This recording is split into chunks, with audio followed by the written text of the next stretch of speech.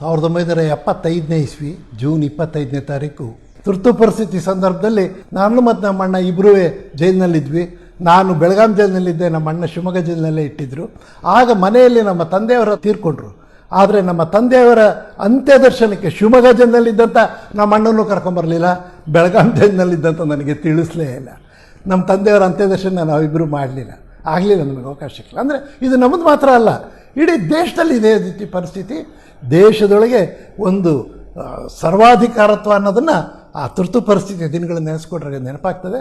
ಅದರ ವಿರುದ್ಧವಾಗಿ ಭಾರತ ಹೋರಾಟ ಮಾಡಿದೆ. ಒಂದು ರೋಚಕ ಸಂಗತಿ, ಆವತ್ತಿಂದ ಶ್ರೀಮತಿ ಇಂದಿರಾ ಗಾಂಧಿಯವರ ಕಾಂಗ್ರೆಸ್ ಸರ್ಕಾರ ತುರ್ತು ಪರಿಸ್ಥಿತಿ ಘೋಷಣೆ ಮಾಡ್ತು. ತುರ್ತು ಪರಿಸ್ಥಿತಿ ಅಂದರೆ ಏನು ಅಂತಂದರೆ, ಮೊದಲನೇದಾಗಿ ಎಲ್ಲರ ಸ್ವಾತಂತ್ರ್ಯ, ಯಾವುದೇ ಸ್ವಾತಂತ್ರ್ಯ, ವೈಯಕ್ತಿಕ ಸ್ವಾತಂತ್ರ್ಯ ಇಲ್ಲ, ಮಾತನಾಡುವ ಸ್ವಾತಂತ್ರ್ಯ ಇಲ್ಲ, ಸಭೆ ಮೆರವಣಿಗೆ ಮಾಡುವ ಸ್ವಾತಂತ್ರ್ಯ ಇಲ್ಲ, ರಾಜಕೀಯ ಪಕ್ಷಗಳ ಚಟುವಟಿಕೆ ಮಾಡುವ ಸ್ವಾತಂತ್ರ್ಯ ಇಲ್ಲ. ಅವತ್ತು ಆದಂಥದ್ದೇನು ಅಂದರೆ, ಈ ರೀತಿ ಮಾಡಬಹುದಾದ ದೊಡ್ಡ ದೊಡ್ಡ ವ್ಯಕ್ತಿಗಳು, ಜಯಪ್ರಕಾಶ್ ನಾರಾಯಣ, ಅಟಲ್ ಬಿಹಾರಿ ವಾಜಪೇಯಿ, ಲಾಲಕೃಷ್ಣ ಅದ್ವಾನಿ, ಮಧು ದಂಡವತೆ, ಇಂಥವ್ರನ್ನೆಲ್ಲ ಈಗ ರಾತ್ರಿ ಅರೆಸ್ಟ್ ಮಾಡಿಬಿಟ್ರು, ಜೈಲಿನಲ್ಲಿ ಇಟ್ಬಿಟ್ರು. ಜೈಲಿನಲ್ಲಿಟ್ಟು ಅವ್ರ ಮೇಲೆ ನಾವು ತುರ್ತು ಪರಿಸ್ಥಿತಿ ಘೋಷಣೆ ಮಾಡಿದ್ವಿ, ನೀವು ಹೊರಗೆ ಹೋಗಿಲ್ಲ ಅಂತಂದರು.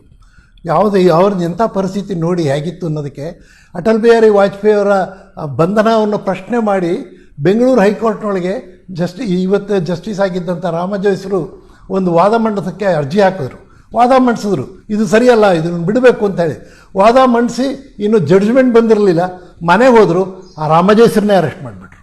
ಅವರು ಸಹ ಜೈಲಿನಲ್ಲಿರಬೇಕಾದಂಥ ಪರಿಸ್ಥಿತಿ. ಅವತ್ತು ತುರ್ತು ಪರಿಸ್ಥಿತಿ ಸಂದರ್ಭದೊಳಗೆ ಸಭೆ ಮೆರವಣಿಗೆ ಮಾತ್ರ ಅಲ್ಲ, ಪತ್ರಿಕಾ ಸ್ವಾತಂತ್ರ್ಯ ಅಂತ ಇವತ್ತು ಬಹಳ ಜನ ಕೂಗ್ತಾರೆ.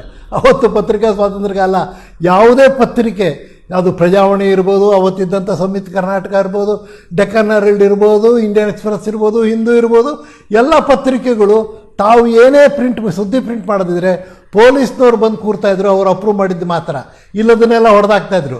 ಅಷ್ಟರ ಮೇಲೆ ಅವರು ಏನಾದ್ರು ಪ್ರಿಂಟ್ ಮಾಡಿಬಿಟ್ಟಿದ್ರು. ಏನಾದ್ರು ಈಗ ಉದಾಹರಣೆಗೆ ಶಿವಮೊಗ್ಗದೊಳಗೆ ನನ್ನನ್ನು ಅರೆಸ್ಟ್ ಮಾಡಿದರು, ಅರೆಸ್ಟ್ ಮಾಡಿದ ಪತ್ರಿಕೆಯಲ್ಲಿ ಹಾಕಿದರೆ ಅದನ್ನು ಬ್ಲ್ಯಾಕ್ ಮಾಡಿಬಿಡೋರು, ಪ್ರಿಂಟ್ ಮಾಡೋ ಹಾಗಿಲ್ಲ.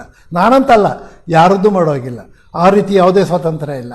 ಮತ್ತು ಕೋರ್ಟ್ನೊಳಗೆ, ಸುಪ್ರೀಂ ಕೋರ್ಟ್ನೊಳಗೆ ವಾದ ಮಂಡಿಸಿದಾಗ ಹೇಳಿದ್ರು, ಜೈಲಿನೊಳಗೆ ಇರೋರನ್ನ ನಾವು ಕೊಂದು ಹಾಕಿದ್ರು, ಕೇಳುವ ಅಧಿಕಾರ ಇಲ್ಲ ಅಂದಾಗ ಸುಪ್ರೀಂ ಕೋರ್ಟ್ ಹೌದು, ತುರ್ತು ಪರಿಸ್ಥಿತಿಯಲ್ಲಿ ಸರ್ಕಾರದಿಂದ ಕೊಲ್ಲಲ್ಪಟ್ಟರೆ ಪ್ರಶ್ನೆ ಮಾಡುವ ಹಾಗಿಲ್ಲ ಅಂಥೇಳಿ ಒಂದು ವಿಚಿತ್ರವಾದಂಥ ಜಡ್ಜ್ಮೆಂಟ್ ಕೊಡುವಂಥ ಜಡ್ಜ್ಗಳನ್ನು ಆ ಬೆಂಚಿನಲ್ಲಿ ಕೂರಿಸಿದ್ರು ಶ್ರೀಮತಿ ಇಂದಿರಾ ಗಾಂಧಿಯವರು.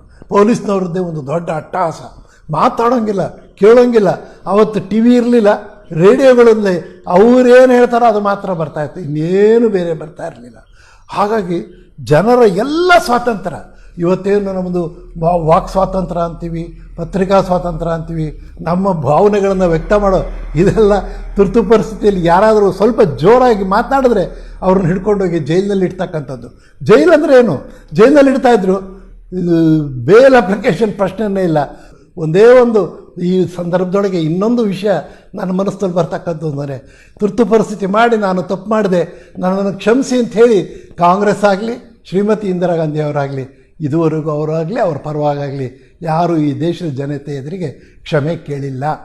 ಇದೊಂದ್ರ ಬಗ್ಗೆ ತಾವೆಲ್ಲ ಗಮನಿಸಬೇಕು ಅಂತ ಹೇಳೋದಕ್ಕೆ ಇಷ್ಟಪಡ್ತೇನೆ.